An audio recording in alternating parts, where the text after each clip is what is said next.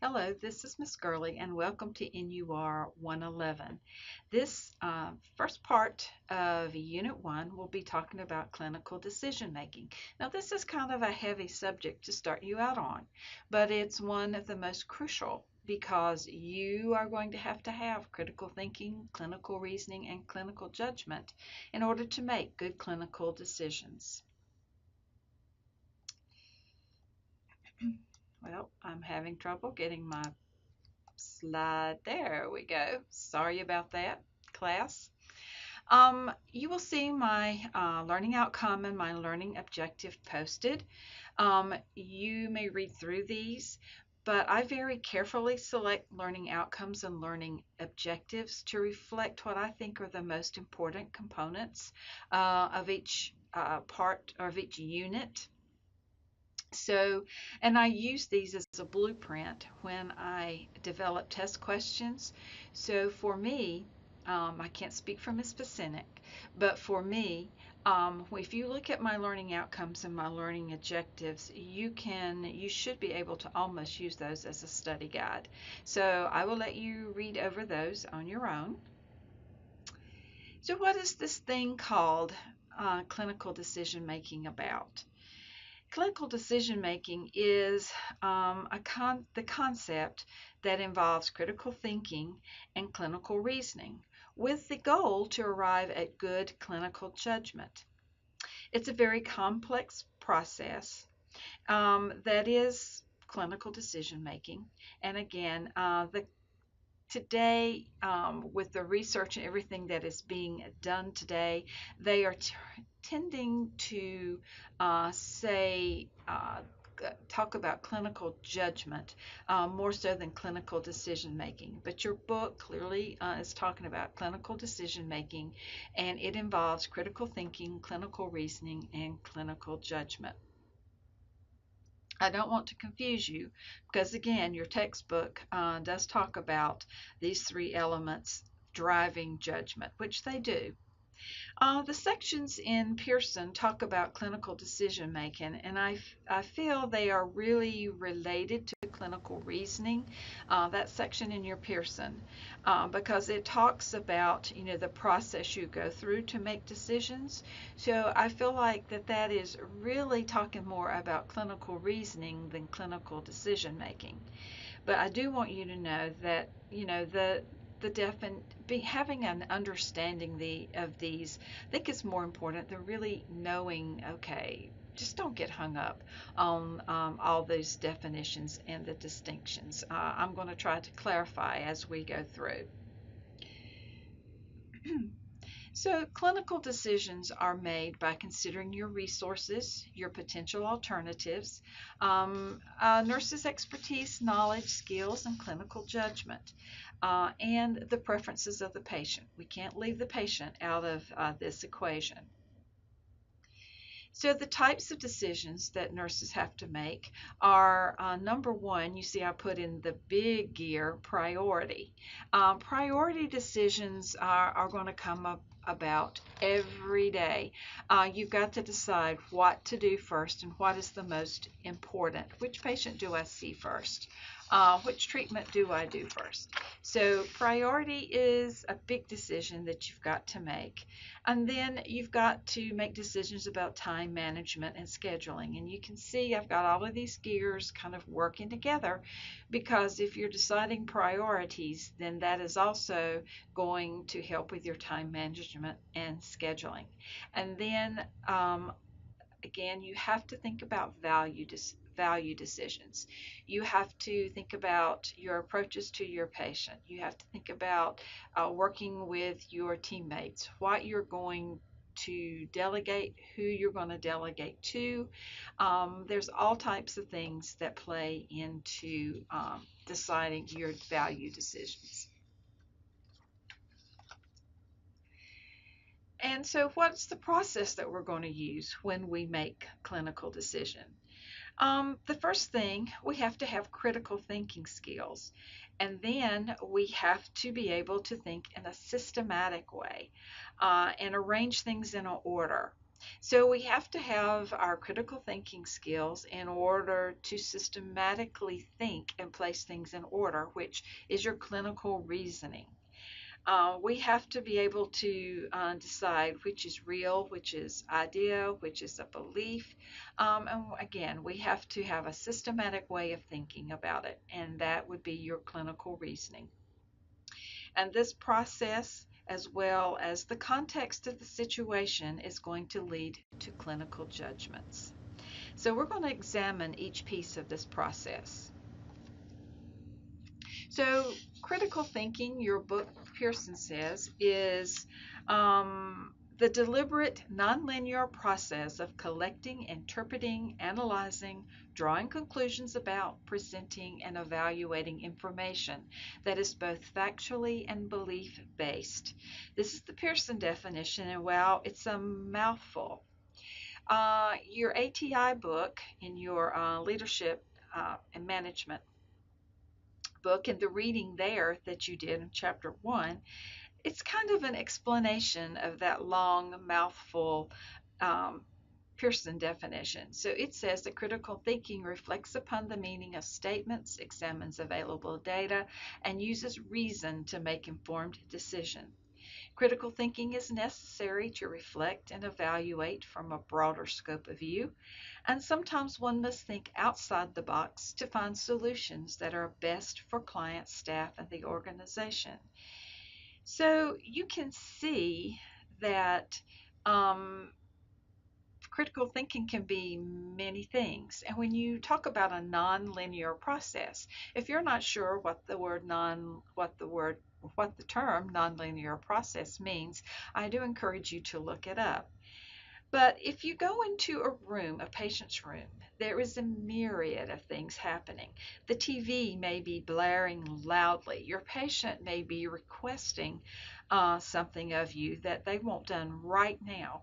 A visitor may be asking you questions, and all at the same time, you've got to get that patient's vital signs and do an assessment of that patient. So, critical thinking plays the part in deciding what's important and what's not, in trying to interpret and analyze the situation. So, because everything is coming at you at once, that is not linear.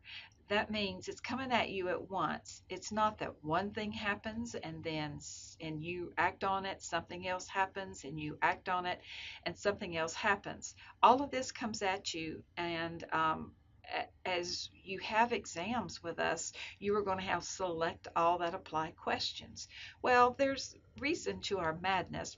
One, you're going to have a lot of select all that apply questions on your NCLEX, but also what's just happened. When you enter that room, you have a select all that apply situation. So you've got to decide which is the best way to go, which is the best solution. Do I do the patient's request first? Do I give this medication, which is timed first? Do I answer the visitor's question?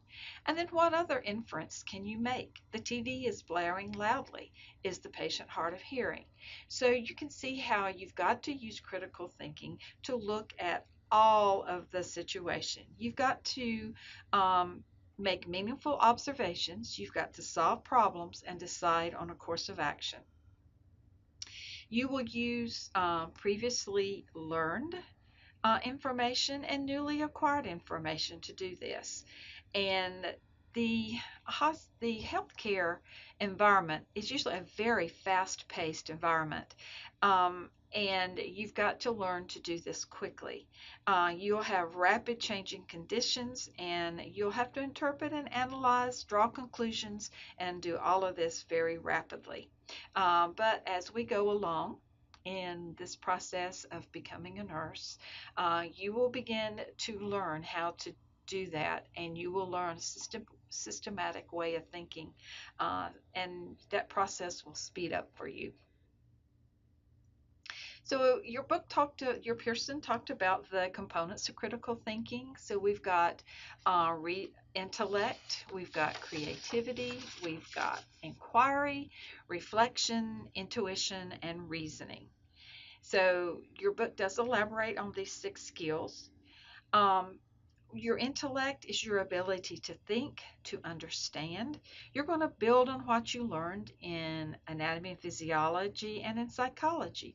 We didn't just send you to those courses just because we thought it would be fun to do so. Nursing builds very heavily on anatomy and physiology and psychology. So when you start going to clinical and you have patients and they have certain diagnoses, guess what we're going to ask you? We're going to ask you about the pathophysiology of that disorder. What is going on in the patient's body? In order to come up with your interventions and your plans of care, you've got to know the physiology, the pathophysiology behind it. Your book talks about salient clues. Make sure you understand what that terminology is, noticing salient cues. Because when you use your intellect, you're going to use your intellect to notice these cues and to think critically and analyze through them. For creativity, that means finding unique solutions to unique problems. When traditional interventions are not effective. So creative thinkers must have knowledge of the problem and assess the problems before them and use their knowledge to come up with creative answers. So in home health, you couldn't go, which is my background, I did pediatric home health.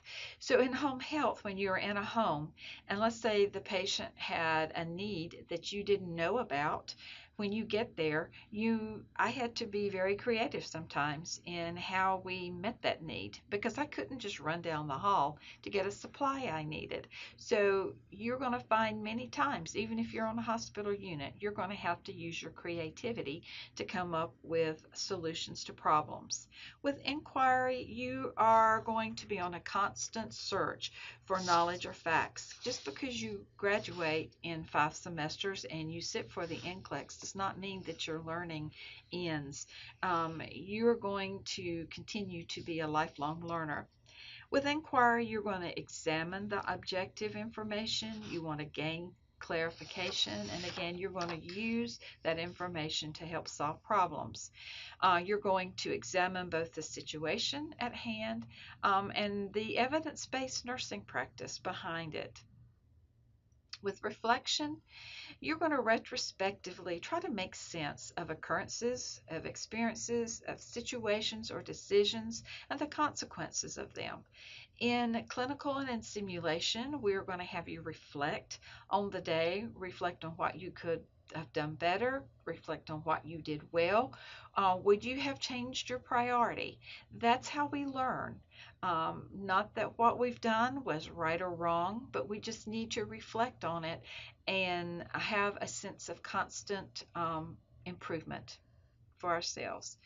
For intuition, intuition comes later in as you gain experience. At first, as novices and as students, you are not going to have very much of a sense of intuition because it takes having experienced a lot of situations so that when you start seeing this cluster of cues or this cluster of symptoms happen or these patterns, just subconsciously, you're going to get this intuitive thing. Oh, I think something's not going well. I think we better watch this, or I think we better watch that. So that comes with experience. You may gain some of it as a student, but just know that that's going to come, and that's all part of critical thinking.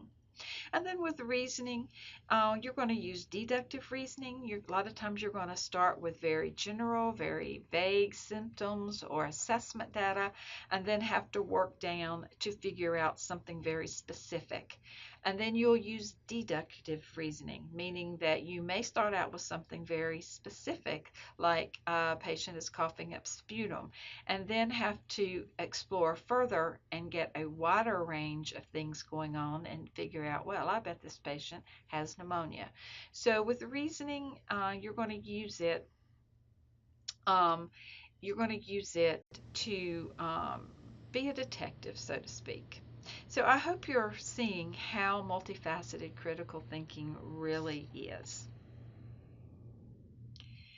So it's important that as critical thinkers, or I should say that we know that critical thinkers have a certain attitude about them, meaning that there are certain things that we know critical thinkers do and possess that that help make them very good critical thinkers. And the first one is independence, that you do your own thinking. You're open-minded about different methods, that you look for facts, and you're not easily swayed by the opinions of others.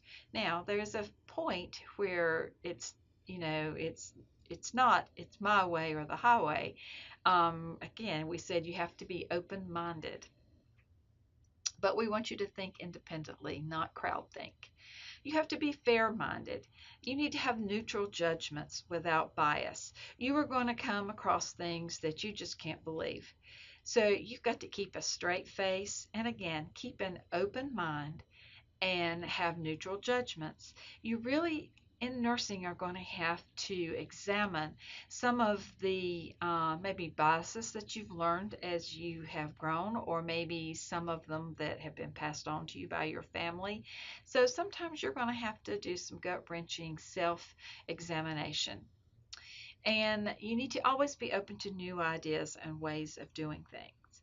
You need to be aware of your self limits. I'd much rather have you being tentative, asking me lots of questions, and even if you feel like it's going to be stupid, it's really not, because I guarantee you somebody else in your clinical group or in your class, they are going to have the same question and be afraid as well to ask it. But you need to be aware of your self limits. Again, I'd rather have that student that continually questions and maybe has a little less self confidence at first, because they tend to know their limit as opposed to someone who's too self confident. You need to seek new knowledge or skills. We're going to talk about evidence based practice as we go along. So, you need to make sure that if something's been done the same way for a long time, um, it may not be the best practice, so you need to seek new knowledge continually. And you need to express a willingness to self reflect on your own beliefs and ideas. So be aware of your self limits. You need to have integrity. Nursing is going to challenge your own ideas, and so you need to have integrity. You need to be accountable. You need to choose the right thing to do over the popular thing. You need to evaluate consistencies within your own nursing practice. And if you see inconsistencies around you, you need to learn therapeutic communication skills in order to diplomatically handle that. So you need to be accountable and be trustworthy. Perseverance, you've got to have a stick with it motivation and to find the best solution. When doing pediatric home care, particularly when I had little infants or children that due to an accident may have a new colostomy, they would leak and we would have to try lots of different things. You may have a wound with a wound vac that you just have a hard time keeping the vacuum. So you're going to have a stick with it motivation and keep trying until you have something that works and that's satisfactory for your patient. This is a patient process as well, becoming a nurse, going from the student to the novice to the advanced beginner to competent. And confidence, you need to know that you know that you know. When there is a skill that you're called upon to do, you need to know that you know that you know that you can do that skill, that you can take care of that patient. Now again, you're going to feel shaky as a student and then as a new nurse, but your confidence will build over time.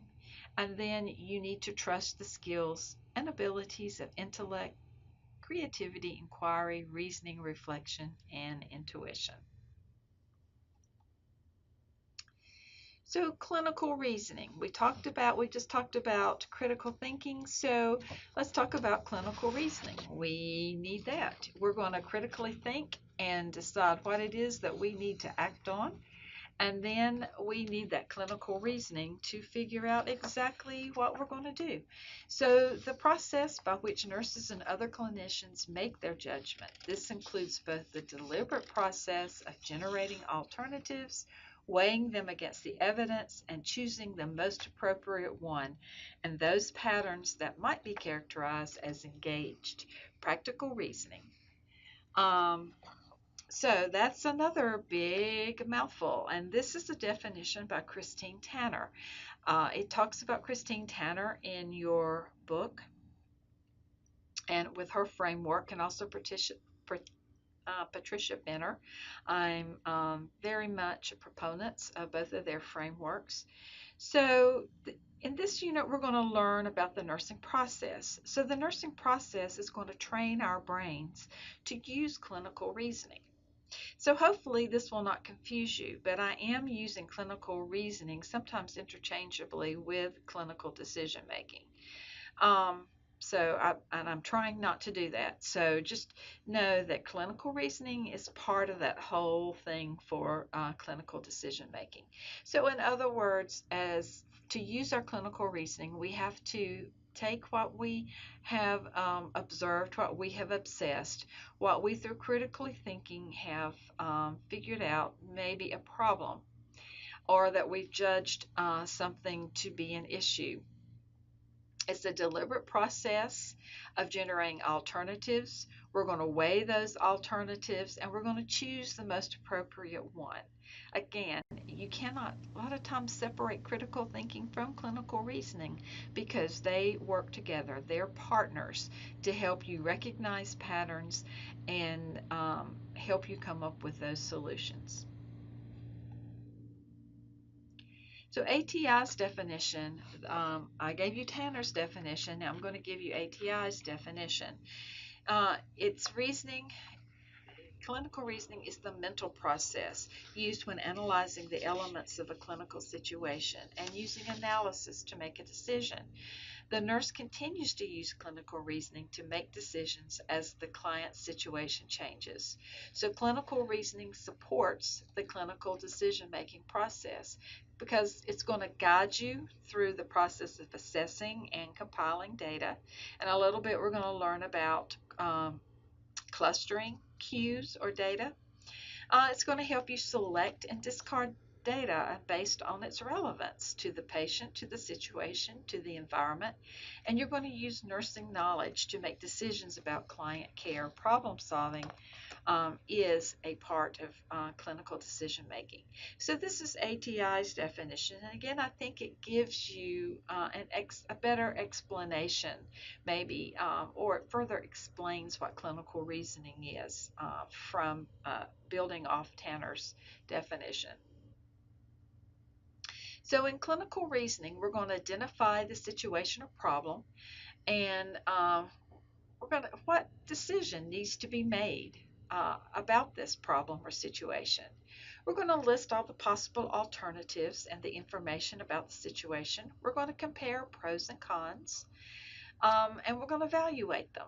We're going to select the best option or alternative and uh, try in a given environment. Then we're going to put it into action, and then we're going to evaluate the success. Now, and again, just later in this class, we're going to talk about the nursing process. And you will see if you compare this list of clinical reasoning with the nursing process, it's almost the same process, okay? So you will see that similarity in it. As you think, gosh, with clinical reasoning, that's 6 steps. At first, this process will be very intentional for you. You will, you will, it'll take you a while to reason through something. And again, it's going to be intentional at first, but the more you practice, it will start to become second nature when you don't even think about it. So just know that at first, all of this is not going to come to you really quickly. You're going to stop and think. Yes, you will make misjudgments along the way, but it will be okay. Okay, we're there to help guide you through. But again, this is intentional at first, and the more you practice, it will become second nature. Tanner found through her research that the nursing process is valuable in teaching beginning nursing students, but and it to think in a systematic framework. And again, what I just had as the process for this process for clinical reasoning mirrors what the nursing process. Um, so she felt that it didn't adequately describe clinical judgment. She has defined clinical judgment as an interpretation or conclusion about a patient's needs, concerns, or health problems, and/or decision to take action or not. Use or modified standard approaches or improvise new ones as deemed appropriate by the patient's response. Now that is another mouthful. And I don't really, I guess, expect you right at this moment to understand all the aspects of that. But again, she felt like the nursing process and just saying critical thinking, clinical reasoning did not adequately describe the multifaceted thing that clinical judgment is. So, together, critical thinking and clinical reasoning helps you interpret and conclude what a patient needs. But you also will have to decide, am I going to do something about it, or does this warrant doing anything about it? How should I modify the approaches that are going to be done? Do I need to improvise? So, again, clinical judgment is really evaluating what you critically thought about, what you clinically reasoned through, and now then you're acting on it. So, did you act on it, or is this the best way to go? That's your clinical judgment. It's just sitting there, kind of observing, doing what you thought was right, and making a judgment. Okay, is this really working? Clinical judgment is tremendously complex. It requires an understanding of not only the pathophysiology and the diagnostic aspects of a patient's clinical presentation and disease, but also the illness experience for both the patient and the family. So we think about taking care of patients, but when we take care of a patient, it's just not them. We have to think about their environment, their family, their physical, their social, and their emotional strengths, and what kind of coping resources do they have. Um, so it's not going to be just looking at one patient at a time. There's lots of things that are going to play into clinical judgment. So again, this is just your first step. It's a big, heavy duty thing to start you out with, but hopefully you will just kind of get a lot of picture of what we're trying to do over these next 5 semesters. So we introduce it to you now so that you can realize this is what we're doing. This is how your development is going to go along the way. you're going we're going to be assessing critical thinking, clinical reasoning, and then watching you as you make clinical judgments. Thank you. And here are the resources for this PowerPoint.